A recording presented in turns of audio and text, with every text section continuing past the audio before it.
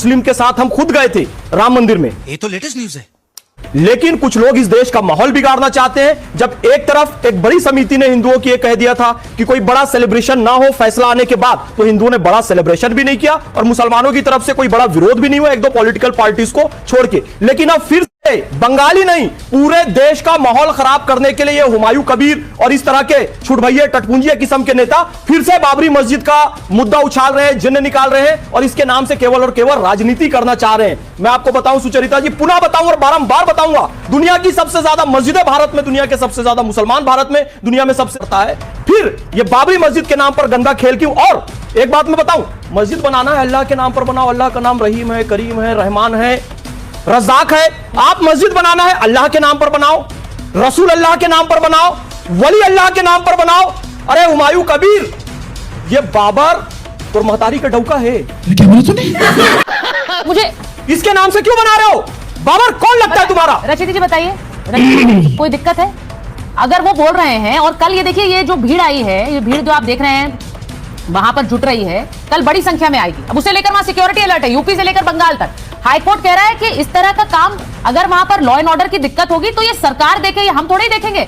हर चीज के लिए आप कोर्ट में आ जाते हैं। लोग एक PIL दाखिल की गई थी क्योंकि वहां पर एक ऐसी तस्वीर नजर आ रही है कि वहां पर बाबरी को लेकर एक और बाबरी बनाएंगे। वो जिस तरह की बातें कर रहे हैं, वो धमकी दे रहे हैं, कह रहे हैं हमें रोक के दिखाइए, हम तो करेंगे यहाँ। अब इन्होंने कहा, आपने फैज जी को सुना क्या कह रहे हैं? वो बनाइए लेकिन बाबरी क्यों?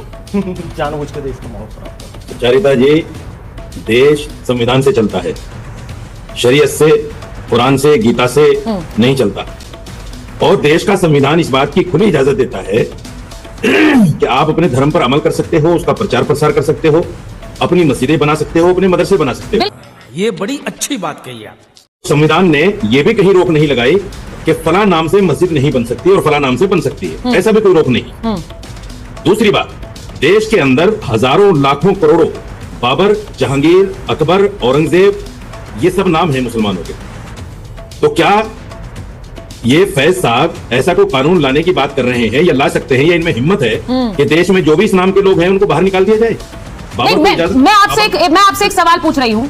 आप बार बार बीजेपी पर तुष्टीकरण का आरोप लगाते हैं। मैं बीजेपी का नाम ही नहीं ले रहा हूँ। बोलने दे, तकलीफ हुआ है बेचारे को। बोल एक सवाल पूछ रहा हूं, मैं इसमें नहीं कह रही। मैं कह रही हूँ आप कई मुद्दों में कहते हैं। मुझे ये बताइए, ये जो तस्वीर है ये क्या तुष्टीकरण की कोशिश नहीं है? आपसे पूछ रही हूँ। आप कहेंगे नहीं तो मैं नहीं मान लूंगी। आप एक तो मेरे जवाब को बीजेपी के साथ मत जोड़िए। अरे नहीं जोड़ रही, लेकिन कई मुद्दों पर आप कहते हैं ना कि ये बीजेपी तुष्टीकरण की कोशिश कर रही है। झूठ पे झूठ बोलती जा रही है, शर्म नहीं आती?